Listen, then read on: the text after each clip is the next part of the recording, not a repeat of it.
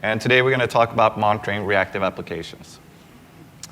So the agenda for today is first a little bit about what we think monitoring is. Then we're going to talk about traditional monitoring and the architectural shift that's going on. Monitoring reactive applications, trends in monitoring, best practice, and finally a little bit about our solution that we're working on, Lightbend Monitoring. All right, so what is monitoring? It's to be aware of the state of a system, to observe a situation for any changes which may occur over time using a monitoring or measuring device of some sort. Now, this can be a whole lot of things, of course, so we're going to try to narrow it down what it means to monitoring and computing means.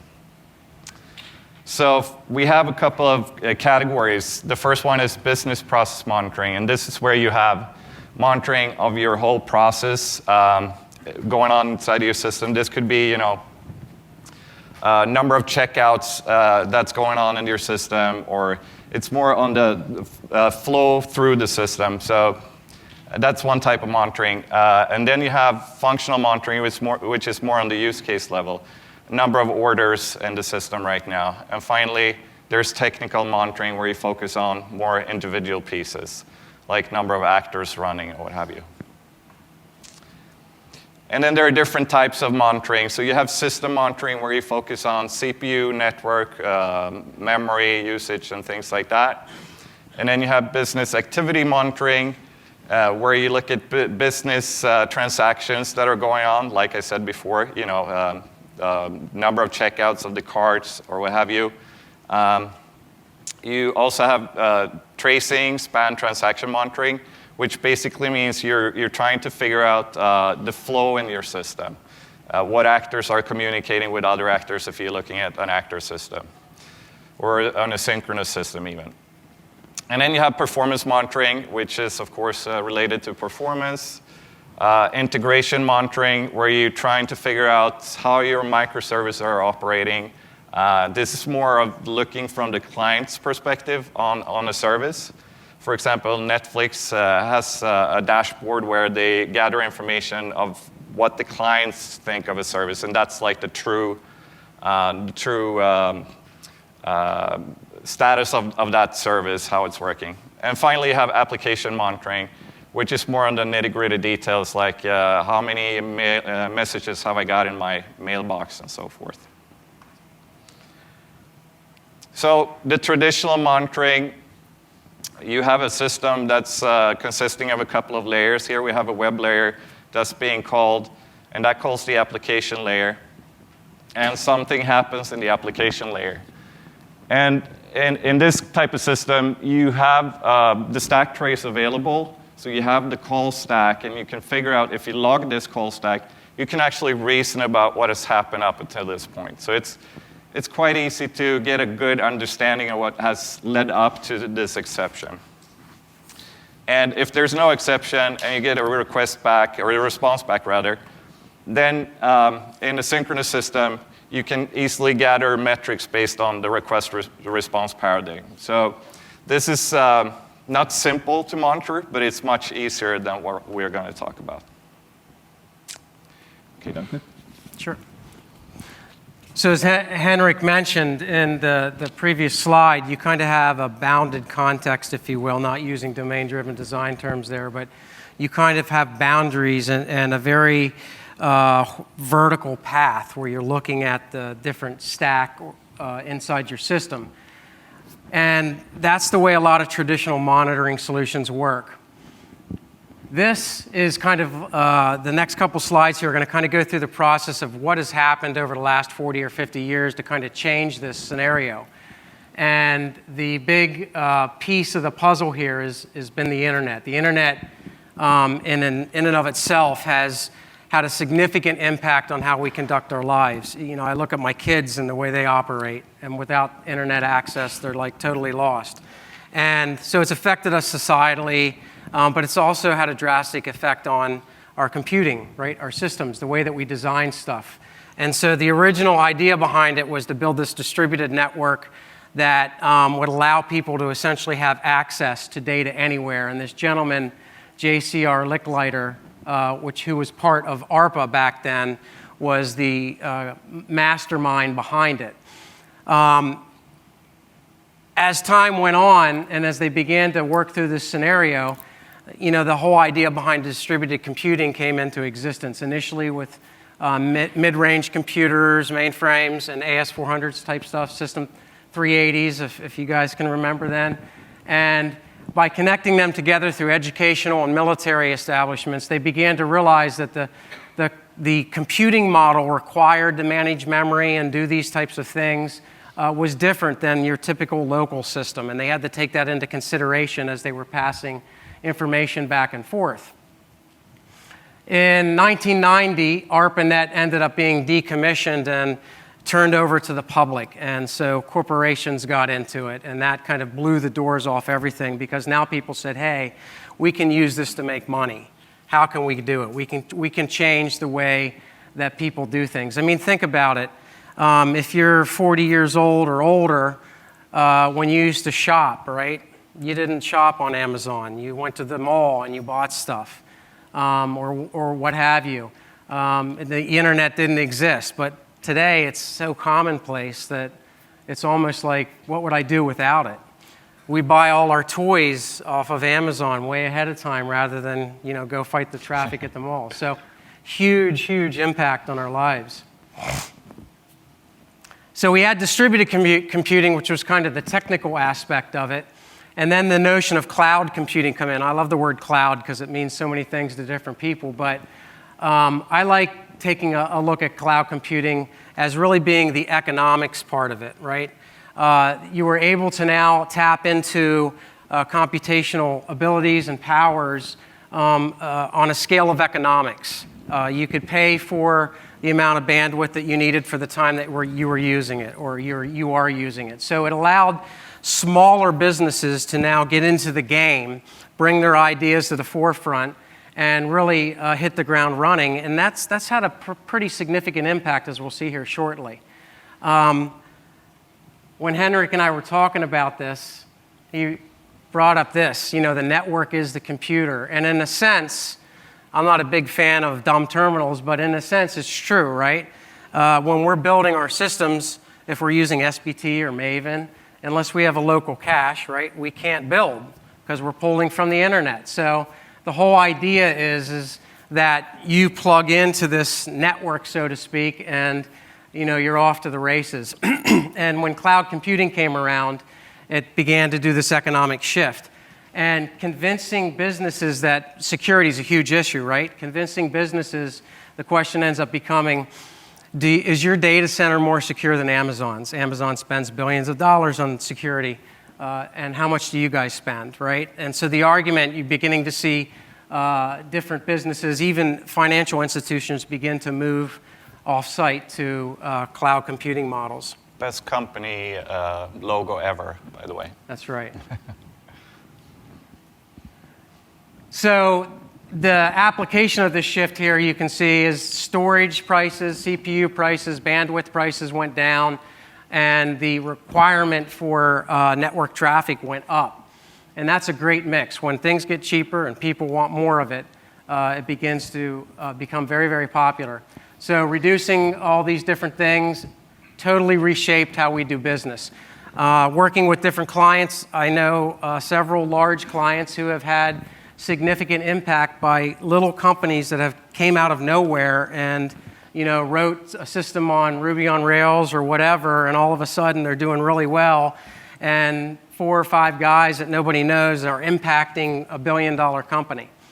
And that's the reality of the internet, and it's kind of like the Wild West in many ways. And I think I should add a transition here. This is the interesting thing. I was speaking to another company yesterday, and the idea is, what are we? Are we a financial institution or a software company? This idea here with Amazon is originally they were a bookstore, but their network services that they sell surpass their retail sales online. So they had to step back and think, what are we? What kind of business are we? And the same thing here, the canonical example, Netflix versus Blockbuster. Blockbuster did not embrace the shift in time. And when they did, they finally did it with HBO, but it was too late. and they ended up going out of business. I mean, Blockbuster was huge.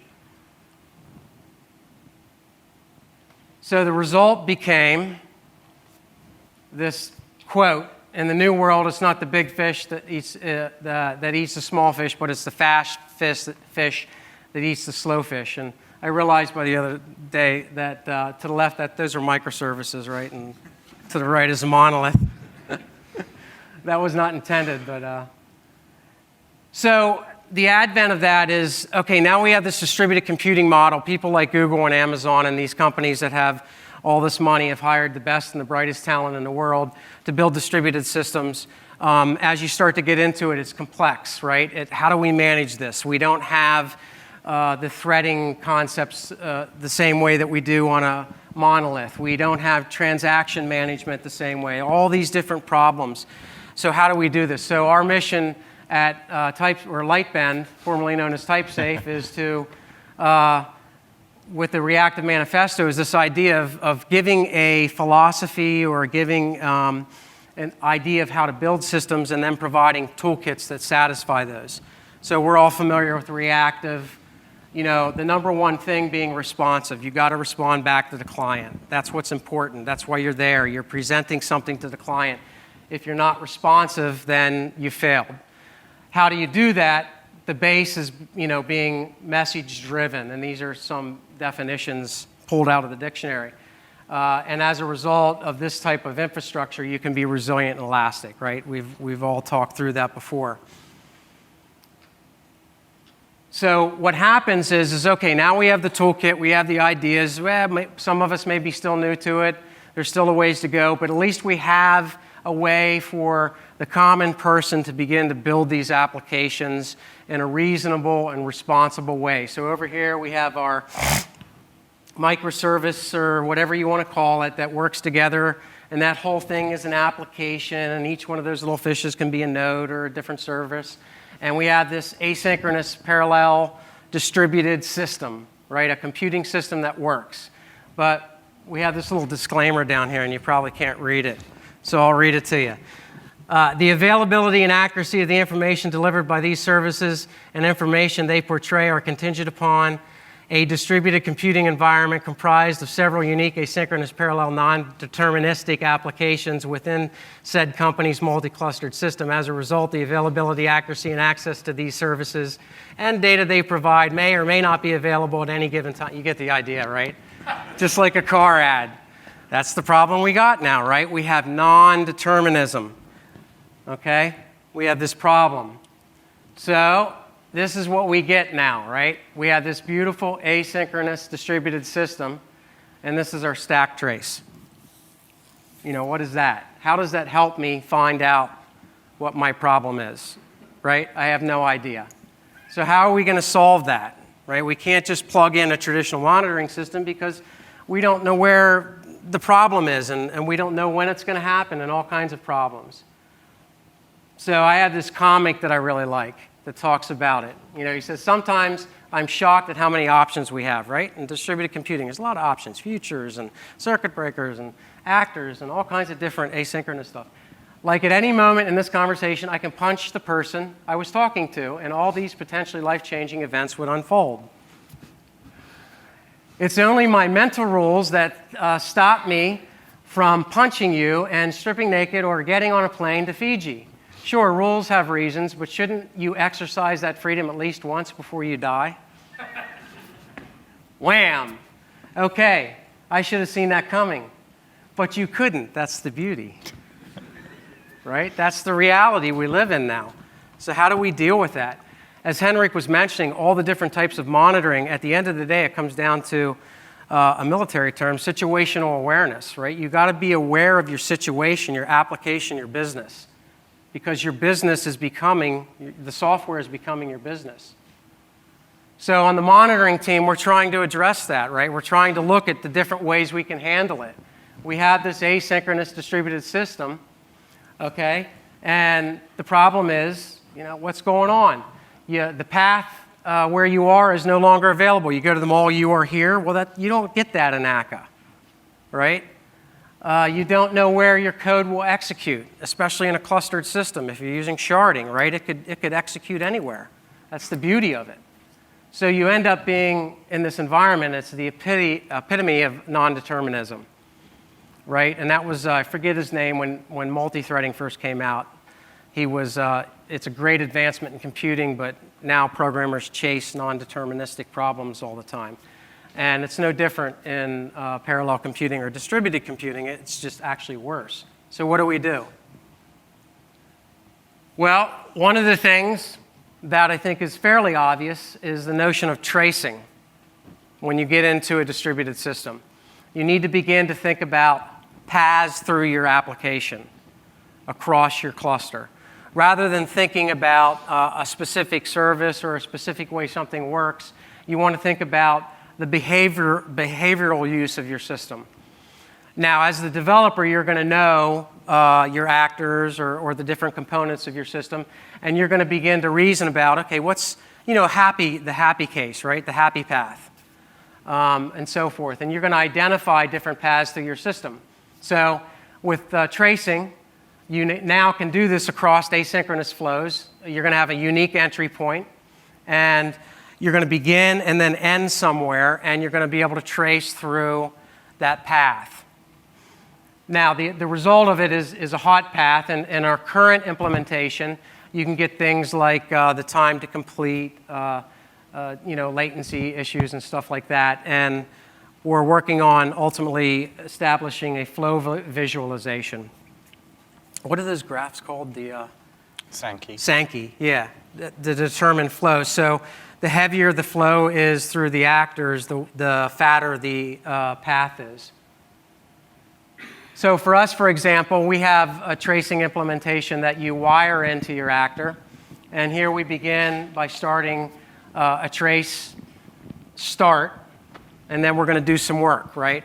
In this example, it's pretty simple, but this could be through multiple actors. You set up the starting point, and as we see here, trace context system.start. We give it a name, and then we're going to simulate or whatever. We're going to do some work. It could go through one or multiple actors. And then we have an ending point. And what we'll end up getting is, in our metrics, is this output that gives you some information about the process, the number of counts, the minimum, the maximum, and so forth. So the thing you got to remember, as we build a monitoring system, we have to start down really at the low level. And it's kind of like a fan-out scenario. You have to capture your information, and then you have to basically push or have that pulled up to another layer and then compose it together to get a picture, right? Just like anything in life. You start out with the little things and eventually you fan out. The people in DevOps are going to be more interested in a little bit higher view until they zero in on a problem. So I think that's it. Mm-hmm. Yep. Oh, and the last thing is wouldn't it be nice if this would be your dump, right? Your stack trace, where you could see this is what happened, and then maybe, I don't show it here, but C2, you see boom or something. And so you can say, oh, okay, why did that happen, right? It gives you kind of an idea. And so some of the things that we're working on, hopefully providing. Okay, thanks, Duncan. Yep. So in 2010, Dapper wrote this paper called the Dapper paper, and that has been highly influential in how to monitor distributed systems. And back in 2011-12, we started implementing our own implementation of the Dapper based on the Dapper paper, and we call it Type-Safe Console. And basically, the way it's done is you have your monitored applications running on different nodes, and you add instrumentation to them so they can push events into a database. And they just push events that happens continuously to this database. And then you have analyzers running continuously trying to make sense of this data. And they write back to the database the results, the metrics, and the events that has happened. And then you have a query or a read side to the right of it. So that's basically how the Dapper paper said you should do things. And here's a view of what's going on inside of your actor system to give you a sense of all the events. The events are the orange boxes here. So message 1 is sent to actor A, and it will create an event called receive message 1. And then it's sending message 2 to actor B, and then it creates event called told message 2, and then it's completed message 1. So each of these actors create a lot of events, and they write that somewhere, and based on these events, we can finally make sense of what's going on. So each event, if you look at it, could look like this.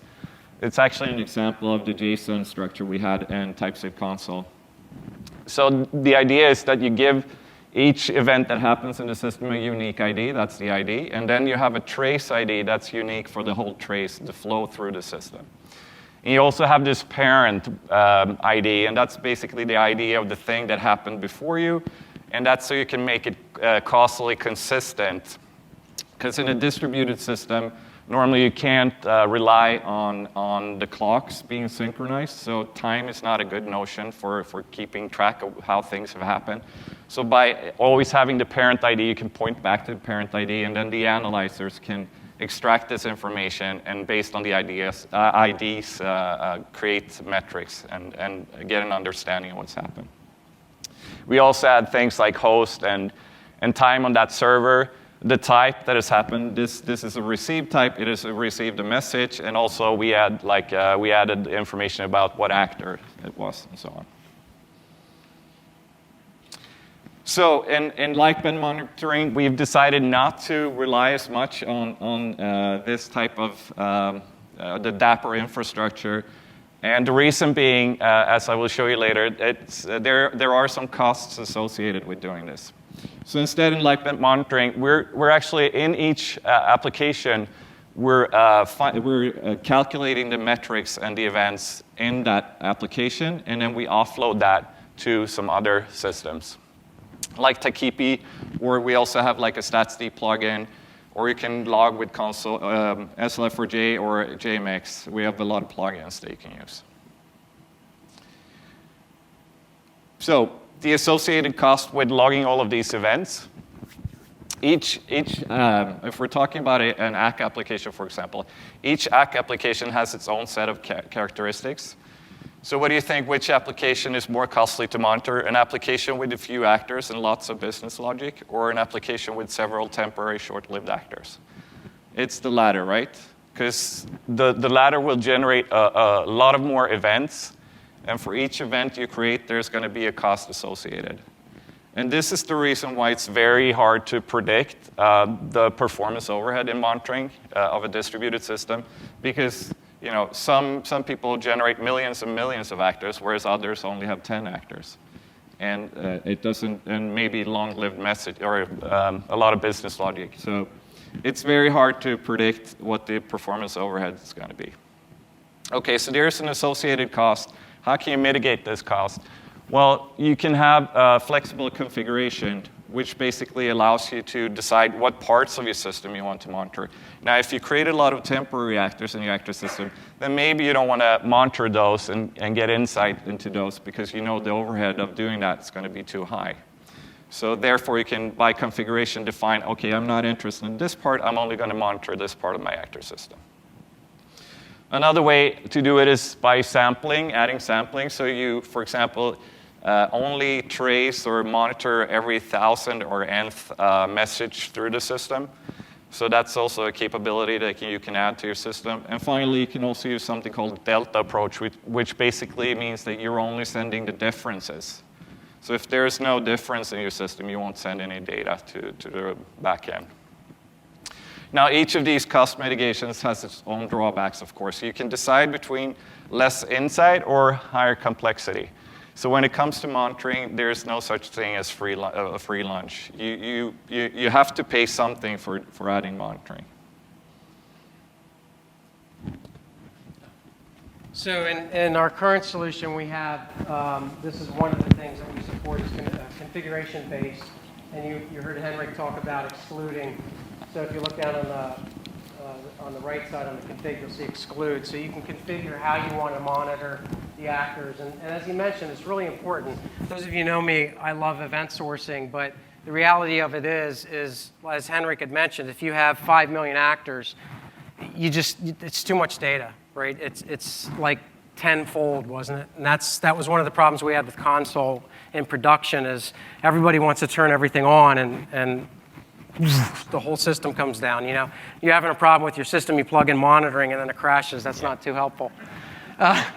Yeah, and you need 3 times the hardware to run monitoring. Yeah, exactly. So it's a tough problem to solve because the customer monitoring is not something that they want to have to master. It's like a tool they want to be able to use. So, but we have different ways of handling it. We have a class path, wildcard, et cetera, grouping. You can group your actors together and so forth. And we have the beginnings of dynamic configuration in the sense that you can have these group templates where every actor that resides under E question mark will have its own group, which is pretty nice, and so forth. So that happens dynamically. And then,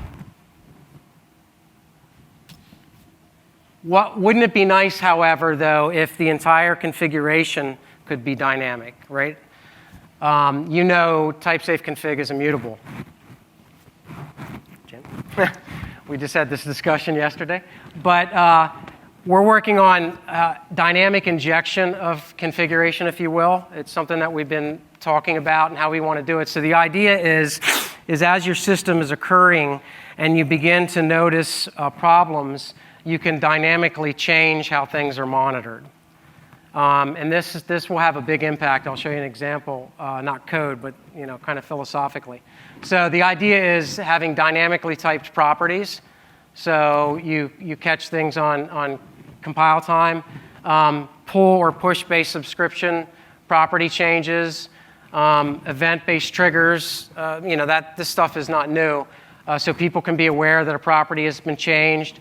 Whenever you're changing properties, there's a value of state there, so you have to have conflict resolution because you have asynchronous potential changes to the property. Reloading for subscribers that may not support delta changes, so kind of giving them the ability to restructure themselves based on the new configuration, and then wrappers for more common things like URLs, et cetera. This one. Yeah, so one of the interesting things that's happening in monitoring now is it's the division is split between push monitoring and pull monitoring. So I'm going to talk a little bit about that. Now, what is pull monitoring? Well, that's when their monitoring system actually calls out to the monitored application and instructs what data it wants back. And push being, of course, the reverse, where the monitor applications push data to the monitoring system. Okay, and then you have the discoverability of the system. So one is where the monitored application registers with some service discoverability tool like console or zookeeper. The other one being where you have a cluster scheduler that actually instructs the applications, or it actually spawns the applications, and then that keeps track of where the applications are that should be monitored. And then the monitoring system would then call into either of these two to find out what status of your system there is. So if we put this together and look at the pull scenario where you have an application that fails, well, that's not going to respond for the pull case, right? So the monitor system knows that what application it should monitor based on calling into Zookeeper or console or your cluster schedule. And then it's trying to pull information from that application. It doesn't respond. Now, of course, it knows that it should send an alarm about this. There's something wrong, clearly, right? In the push scenario, it's a little bit different. You can do the same thing. The monitoring system knows what it should expect, but it doesn't receive any data from one of the applications. It only receives from two of these three. In this scenario, you also have to instruct the monitoring system to have a scheduler to check for, have I received any data from all my nodes that I'm expecting. So it's a little bit, you can do the same thing, but it's a little bit more complex. On the pull side, you actually get this for free. Okay, so finally, pull-push. The difference is really data volumes in detail. In the push scenario, if you want to send all the information, you have to send all that information. And you could just, if you have thousands of nodes, then that could easily cause the monitoring system to just fall over. In the pool scenario, you can decide, the monitoring system can decide what information to gather. And it could be that it's just querying for the the basic information, like number of actors running or some other throughput, latency or what have you. And in the case of there's being a problem somewhere, then the monitoring system can decide to pull more information by just having a simple query. So this is really powerful. It actually gives you a better sense of control. You can do the same thing with both push and pull, but pull gives you more for free, I would say. So one of the trending implementations of a pull-based systems right now is Prometheus, that was implemented by SoundCloud. And the other one, of course, being StatsD, that's like the one that's being most used, where you push data, and then your backend will have to handle that. Another trend in monitoring is anomaly detection, and anomaly detection is a set of techniques and systems to find unusual behavior and/or states in systems and their observable signals. And as I said before, thresholds for metrics, when they're too crude, it basically means if you set thresholds for alarms, and when you want something to be alerted, you want to notify your DevOps team, it's very hard to know what those thresholds should be. Should you let the DevOps team set that because they know about how you deploy your system, or should the development team set that because they know how they develop the system? It's very hard to calibrate this threshold, and if you set it wrong, you get either too much alerting or you get too little. So it's very hard. And by using anomaly detection, you can actually get, you lessen the need to calibrate thresholds, basically. There's a misconception, basically, that says that anomalies are not outliers, which are not equal to outliers, I should say. If you look at your graph, which is how you do it today, it's like you have DevOps team looking at graphs and there's a spike somewhere. Now this could be perfectly fine. You have to correlate that with other things. If there's a garbage collection going on, then it could be that the spike correlates with that garbage collection, and of course that's going to happen. So it doesn't really mean that because there's an outlier, there's a problem. But normally when you have anomalies, they are outliers, but not all outliers are anomalies. So by using anomaly detection, you can reduce the surface area. You get this automated, anomaly detection is automating a lot of things. Instead of you having 100 graphs that you look at and trying to figure out what's going on in your system, you can automate that. So it's a very good, effective way of doing things. So example providers for this is Vivid Cortex or Ruxit or AppDynamics. Yeah, the anomaly detection is really an interesting area because as anybody who's worked in industries where you're measuring stuff like that, I'm from the energy industry originally, outliers are really, they can really throw you off. So having some type of algorithms that understand how the system is supposed to work and smooth the results to determine whether or not it is truly a problem is very, very important. And monitoring is going in that direction, more towards behavioral. One of the things that we've been talking about here is the idea of self-monitoring, trying to look at the way the real world works and potentially take some of those concepts and bring them into our world. So in the real world, I have this picture of a doctor here. Imagine if you had a doctor assigned to you that constantly walked around all the time, checking your vitals, making sure you're okay. He went with you to the bathroom. He went with you when you went to bed, everywhere you go, okay? So what does that bring us? Well, very quick detection of problems. That's pretty obvious, right? He'd know really well, assuming he was competent, or she was. A quick resolution, hopefully, right? The earlier you find the problem, or you're aware of it. But there's another problem. He's totally focused, or she's totally focused on you. So it's a vast waste of a resources. It takes a long time to get an MD, right? 7 years, I think. And it can be very expensive. I don't know about you, but I know one of my friends is a doctor, and he makes quite a bit of money. So it can be very, very expensive. So this kind of monitoring is what a lot of monitoring systems do today, and we're starting to see a change. There's a lot of effort focused on, kind of like outside-in view. Oops, wrong way. But what would happen if we could do something a little bit different, right? So here, it could be an actor. It could be a group of actors, right? I don't know how old the feedback loop control is. It's got to be at least 50 or 60 years old. But the idea here is a feedback loop, okay? So you have this actor, and a disturbance in the force is detected, right? The actor or the system, group of actors, has these rules that they're going to follow, and they're going to project a measurement, push. This is where push and pull work together. They would push a measurement to the rule engine or whatever it is. It could be internal to the actor or the system itself. They're just broke apart here in the diagram so you can see it. In a thermostat, it's all contained within. But we also have distributed feedback loops too. It's going to make an adjustment, and then based on the rules, it may send another measurement.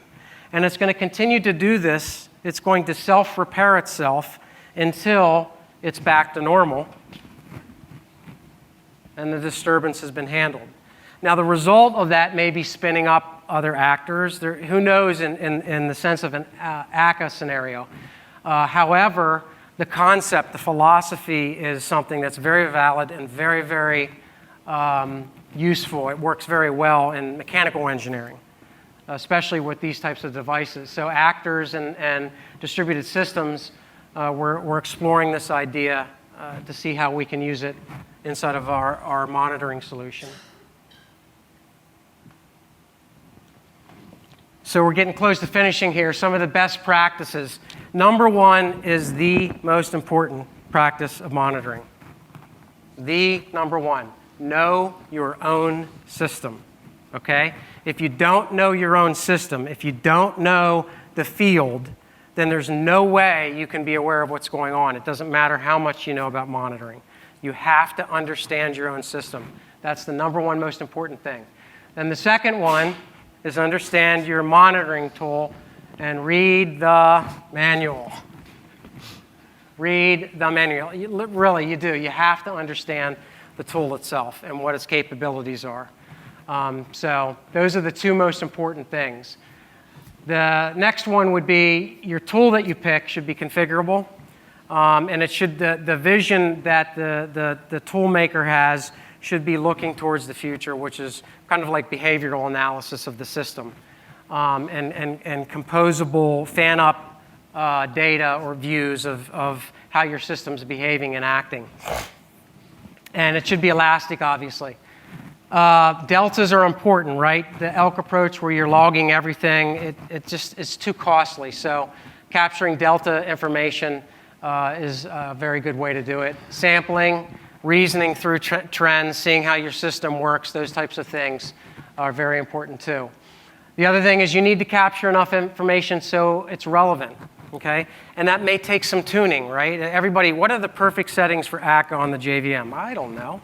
What are you doing, you know? Do you have a high I/O? That's the question. I just want you to give it to me. It's impossible.